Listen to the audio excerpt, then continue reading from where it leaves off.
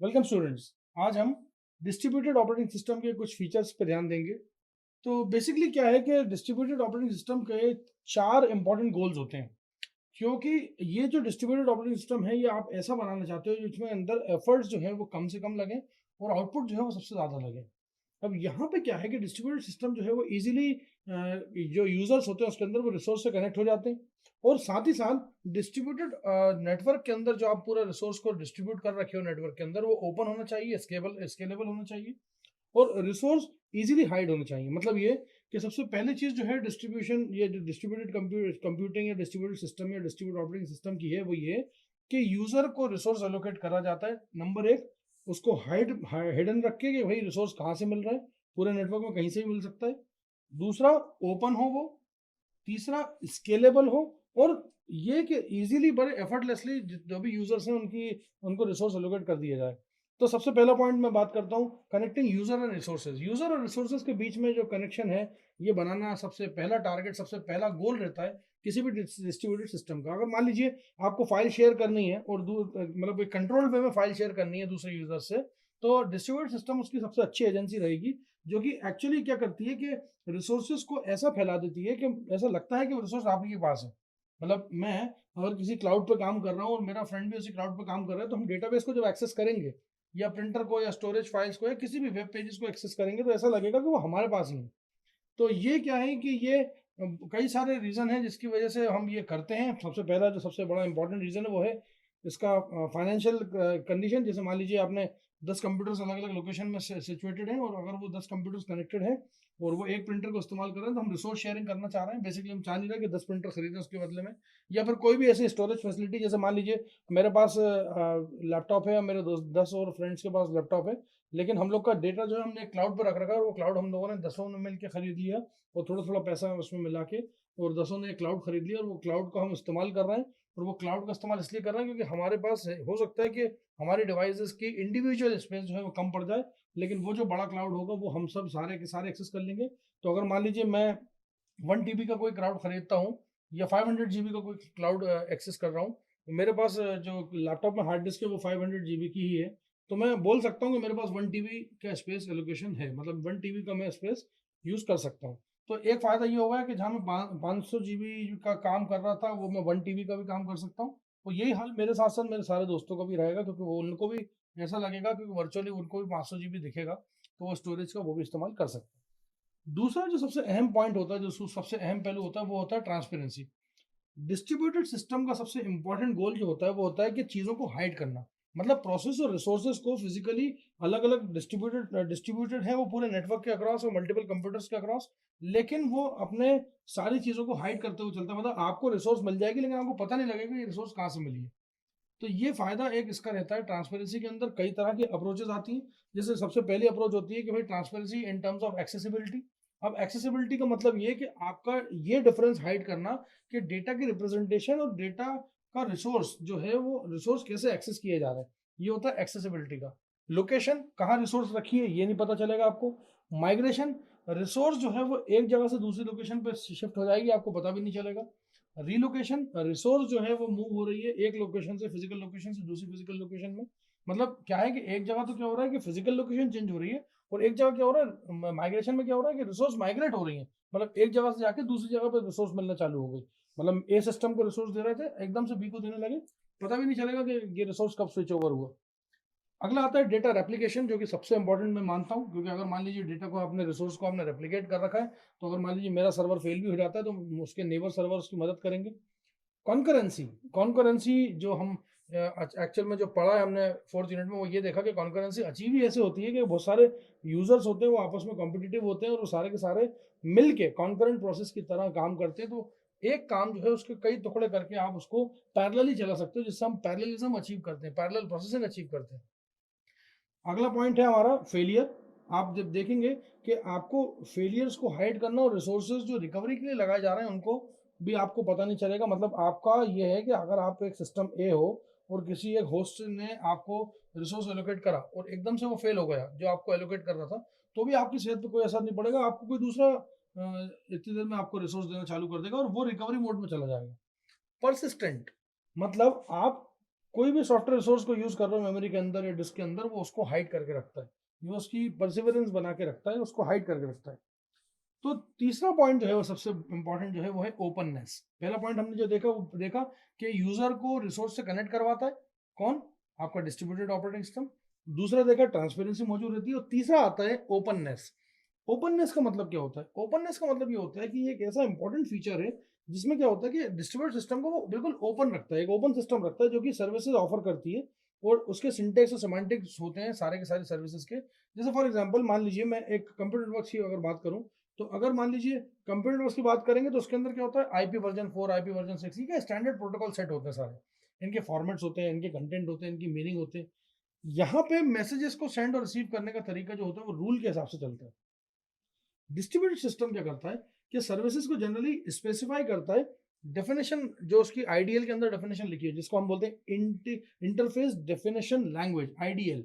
उसके अंदर क्या होता है कि आईडीएल इंटरफेस डेफिनेशन में क्या होता है, जो आईडीएल में लिखी जाती है उसमें क्या होता है कि सिंटेक्स होते हैं उस सर्विस के, मतलब जब भी वो सर्विस इस्तेमाल की जाएगी तो वो सर्विस कोई भी इस्तेमाल कर सकता है, उसके अंदर बस पैरामीटर वैल्यू चेंज कर दो, ठीक है, या फिर उसकी रिटर्न टाइप चेंज कर दीजिए, या फिर कोई भी एक्सेप्शन के अंदर आप हैंडल कर दो उसको। और ऐसी कई सारी तरह की स्पेसिफिक चीजें होती हैं जो कि इनको बड़े प्रिसाइसली उनके नाम, फंक्शन के नाम के साथ एसोसिएट कर दी जाती हैं, वो डिस्ट्रीब्यूटेड सिस्टम में रख दी जाती है।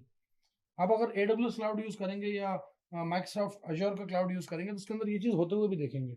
या आप गिटहब पे अगर अपना कोई कोड लिखते हैं तो आप गिटहब पे देख सकते हैं कि सिंटेक्स और वो सब सेम रहता है, बस आप अपना कोड लिखिए, आपका फ्रेंड आएगा चेंज करके अपना उस कोड को वापस से एक्सटेंड कर देगा। ये इसके अंदर ओपननेस होती है कि आप एक मशीन पर डिपेंडेंट नहीं हो कि अगर आपकी मशीन फेल हो गई तो आपका कोड कहाँ जाएगा। अगली बार आती है स्केलेबिलिटी। स्केलेबिलिटी का मतलब ये होता है कि एक ट्रेंड होता है हमेशा हर चीज़ का। जैसे मान लीजिए मैंने अगर एक एक एक एक ब्लेजर खरीदा तो जाहिर सी बात है आने वाले टाइम में 2 खरीदूंगा, फिर 4 करूंगा उसको। वैसे क्या होता है कि जब आप डिस्ट्रीब्यूटेड सिस्टम में होते हो ना तो शुरुआत में आपने 10 मशीनों को कनेक्ट करा, 10 के बाद वो मशीन 100 हो जाती है, 200 हो जाती है, हज़ारों की तादाद में हो जाती है। तो होता क्या है कि शुरुआत अगर आप करते हो तो एल्गोरिथम जो होती है वो सिस्टम की ऐसे वर्क नहीं करती। शुरुआत में तो वो 100 सिस्टम के लिए बहुत अच्छा वर्क करेगी, लेकिन जैसे-जैसे आप नंबर ऑफ मशीन्स बढ़ाते जाओगे, वैसे-वैसे क्या होता है वो एल्गोरिथम स्लो होना चालू हो जाती है, सिस्टम को ऐसा स्लो कर देती है कि वो किसी काम की नहीं रहती। तो क्या होता है कि यहाँ पे आपका स्केलेबिलिटी के अंदर डिस्ट्रीब्यूटेड ऑपरेटिंग सिस्टम बड़ा अच्छा काम करता है। ये क्या करता है कि फाइल्स को ऐसा ओपन रखता है और ये सेंट्रल सर्वर पे सारा का सारा रिकॉर्ड डाल के रखता है। जब भी फाइल कोई ओपन होगी तो जाहिर सी बात है सर्वर से ही होते हुए गुजरना पड़ेगा। इसमें एक परेशानी ये है कि बॉटलनेक आने की संभावना है, जबकि आपका सिस्टम जैसे बड़ा होता जाएगा तो उसके लिए क्या करते हैं हम लोग, नंबर ऑफ सर्वर्स को बढ़ाने की कोशिश करते हैं। मतलब अगर कोई आपकी एल्गोरिथम स्केलेबल है तो जाहिर सी बात है आप डिस्ट्रीब्यूटेड ओएस यूज कर रहे हो तो डिस्ट्रीब्यूटेड ओएस को भी स्केलेबिलिटी का ऑप्शन देना पड़ेगा। भाई यूजर हमेशा तो ऐसा, भाई फेसबुक है, फेसबुक जब शुरुआत हुई होगी तो 4 लोगों ने शुरू करा, ठीक है, 4 से 8 हुए, 8 से 16 हुए, आज मतलब इस पूरी दुनिया की तकरीबन 60-65% आबादी जो है वो फेसबुक पे लॉगिन है, या मेटा बोल दो या इंस्टाग्राम बोल दो, जो आप बोलना चाहो। तो इनके पास कोई ऐसा तो होगा नहीं कि इन्होंने इन्हें मालूम नहीं होगा कि नंबर ऑफ यूजर हमारे बढ़ रहे हैं, अब इंडिया में भी आ गया तो अब इंडिया में और बढ़ेंगे, तो इंडिया की आबादी कितनी है उस हिसाब से हमें तैयारी करके रखनी चाहिए। तो स्केलेबिलिटी जो है वो डिस्ट्रीब्यूटेड ऑपरेटिंग सिस्टम का एक बड़ा अच्छा फीचर है। और आप समझिए कि आपके मोबाइल फ़ोन को आप जब इस्तेमाल करते हो तो आप मेटा या फेसबुक इंस्टाग्राम को आप ज़रा में खोल लेते हो, और ज़रा में खोल के ज़रा में एक्सेस कर लेते हो। मतलब ऐसा नहीं होता कि आपको टाइम लग रहा है, कोई बॉटलनेक में नहीं फंसते आप, कभी आपका सर्वर गोल गोल गोल गोल घूम रहा है और आपको रिस्पॉन्स बैक कर रहा है, टाइम लग रहा है, ऐसा नहीं होता। उन्होंने स्केलेबिलिटी ऐसी कर रखी है कि मेरे मोबाइल फ़ोन पे जैसे मैंने उसको एक्सेस करा तो आसपास की मेरे पास जो सबसे नियरेस्ट सर्वर होगा वही मुझे सर्विस दे देगा और अपने रिकॉर्ड्स को अपडेट करेगा। जैसे ही वो अपडेट करेगा वैसे ही दुनिया भर में जितने फेसबुक के सर्वर रखे होंगे वो सारे के सारे रिकॉर्ड अपडेट कर सकते हैं, क्योंकि हो सकता है कि मैं यहाँ भी रिकॉर्ड अपडेट करूँ, फ्लाइट में बैठूँ, न्यूयॉर्क चला जाऊँ या शिकागो चला जाऊँ या कहीं और चला जाऊँ। तो फिर अब बताइए, यहाँ से तो मैंने प्रोफाइल पिक अपलोड कर दी कि मैं बाकायदा प्लेन में बैठ रहा हूँ और देखा कि भाई travelling from India to US, और वहाँ पहुंचा तो अरे अभी तो आप इंडिया में ही हो। नहीं, ऐसा नहीं है। जैसे वक्त मैंने अपलोड करा तो ये सर्वर एक्चुअल में सेंट्रल कॉपी तक पूरा पहुंचा देगा और पूरी जगह पे अपलोड कर देगा। मतलब उनके पास भी बैकअप के पास वो सारे सर्वर्स के पास वो डेटा रहता है और वो आप ऑटोमेटिकली अपडेट कर देते हैं। अब मैंने दोबारा लॉगिन करा जैसी और मैंने देखा तो अब मुझे अपडेटेड मेरी प्रोफाइल दिखेगी। अगली बारी आती है रिलायबिलिटी की। हम बेहद भरोसा करते हैं इस पे, और वो भरोसा इसलिए करते हैं क्योंकि सिंगल प्रोसेसर में तो इतना दम था नहीं, सिंगल प्रोसेसर फेल तो खेल खत्म। लेकिन यहाँ ऐसा नहीं है, अगर मान लीजिए मशीन डाउन होती है तो दूसरी मशीन उस जॉब को करने की कोशिश करती है। और थियोरेटिकली अगर देखा जाए इसकी रिलायबिलिटी बेसिकली बूलियन और की तरह होती है। बूलियन और ऑपरेशन जो है वो बिल्कुल ऐसे ही काम करता है। तो यहाँ पे अब एक छोटा सा यहाँ पे मैं चीज़ बताना चाहूँगा, जैसे एक एग्जांपल के तौर पे कि मान लीजिए 4 फाइल सर्वर्स हैं आपके पास और उनकी चांसेस जो हैं, उनके चांसेस जो हैं वो चलने के चांसेस जो हैं वो है 95%, मतलब 0.95, मतलब 0.95 चांसेस के हैं वो सही चलेंगे ही चलेंगे। लेकिन 5% जो है चांसेस जो है उनके गड़बड़ होने की है।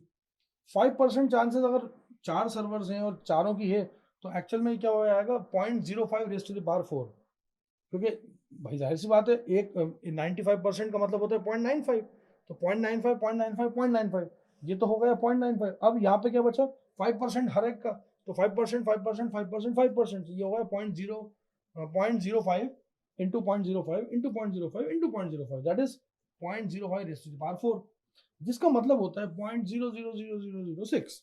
ये इसकी प्रोबेबिलिटी है काय की एक सिस्टम की डाउन होने की, मतलब पूरे सिस्टम में से अगर एक सिस्टम कोई डाउन होता है वो। अब एक बार बताइए आप कि मान लीजिए 100% प्रोबेबिलिटी का मतलब अगर 1 होता है, सिस्टम बिल्कुल सही चल रहा है, तो ऐसी प्रोबेबिलिटी जिसके अंदर से चारों सिस्टम फेल हो जाएंगे, वो प्रोबेबिलिटी तो आपकी कितनी है 0.0006।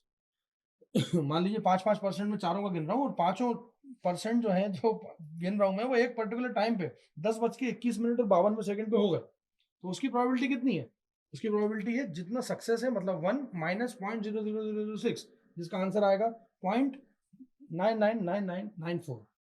अब ये क्या है, ये बहुत अच्छा जो है मैंने परसेंटेज निकाला, इसको अगर परसेंटेज में गिनेंगे तो ये होगा 99.9994। अब आप सुनिए जरा हो क्या रहा है। पहले क्या था, अगर वो इंडिविजुअल होता तो 95% चलेगा, 5% बर्बाद हो सकता है, 5% डाउन हो सकता है। लेकिन जब वो 4 कंप्यूटर एक साथ जुड़ेंगे ना तो ये 95% जो है ना ये रेज हो जाएगा। क्यों? क्योंकि जैसे वो डाउन होगा बाकी बचे हुए 3 उसकी हेल्प करेंगे। हाँ, अब चारों डाउन हो जाएं तो चारों डाउन होने की प्रोबेबिलिटी तो हमने निकाल दी। चारों डाउन होने की प्रोबेबिलिटी हमने निकाली 0.5 बार 0 फिर 6, ये तो चारों डाउन होने की प्रोबेबिलिटी है। तो हम उतना टाइम जिसमें चारों डाउन हो रहे हैं उसको अगर पूरे 100% से माइनस कर देंगे तो हमें एक सिस्टम की रिलायबिलिटी पता चल जाएगी कि एक सिस्टम कितना डाउन हो सकता है। क्योंकि अगर वो 95 तक चला तो ठीक है, 95 के बाद जो बचा हुआ 5 है उसमें अगर फेल हुआ तो दूसरे जो 3 है ना बचे हुए वो उसको थोड़ा सा पुशअप कर देंगे, टेका लगा देंगे, उसको थोड़ा सा संभाल लेंगे। तो कुल मिला के वो डाउन तो तब भी नहीं होगा। हाँ, लेकिन अगर चारों डाउन हो जाते हैं फिर अगर आप देखेंगे तो फिर वो मैं मान सकता हूँ कि वो जो 99.994 जो है वो फिगर के अलावा जो कुछ बचा है वो वाली कंडीशन है जिसमें चारों सर्वर डाउन है। चौथी इसकी छठा पॉइंट जो है वो ये कहता है परफॉर्मेंस। अब देखिए क्या है कि हम ये भी नहीं चाहते कि डिस्ट्रीब्यूटेड सिस्टम बनाया और बनाने के बाद अब वो धीरे धीरे चल रहा है। धीरे धीरे अगर चल रहा है तो फिर वो किसी काम का ही नहीं है। अगर वो धीरे धीरे चल रहा है तो हम इससे अच्छा फिर सिंगल प्रोसेसर यूज कर लेंगे। भाई आप खुद बताइए कि आप गूगल ड्राइव्स पे आजकल इतना भरोसा कर रहे हैं कि आप ये नॉर्मल कंप्यूटर के जो ड्राइव्स हैं आप उन पे इतना नहीं कर रहे। क्यों? क्योंकि नॉर्मल कंप्यूटर तो क्या है कि एक बार फेल हो सकता है, भाई कुछ भी मदरबोर्ड उड़ सकता है, हार्ड डिस्क जा सकती है, लेकिन क्या है आपका डेटा सेफ एंड सिक्योर रहता है।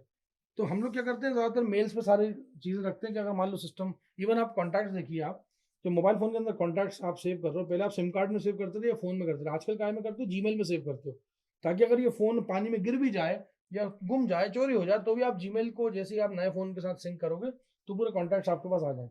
अब मान लीजिए कि मैं किसी को फ़ोन लगाना खड़ा हुआ, मैंने नंबर डायल करना या नाम उसका डायल करा, अब वो गूगल सर्च कर रहा है, 1 घंटा उसको सर्च करने में लगा दिया, तो मैं काय को रखूँगा ऐसे जीमेल?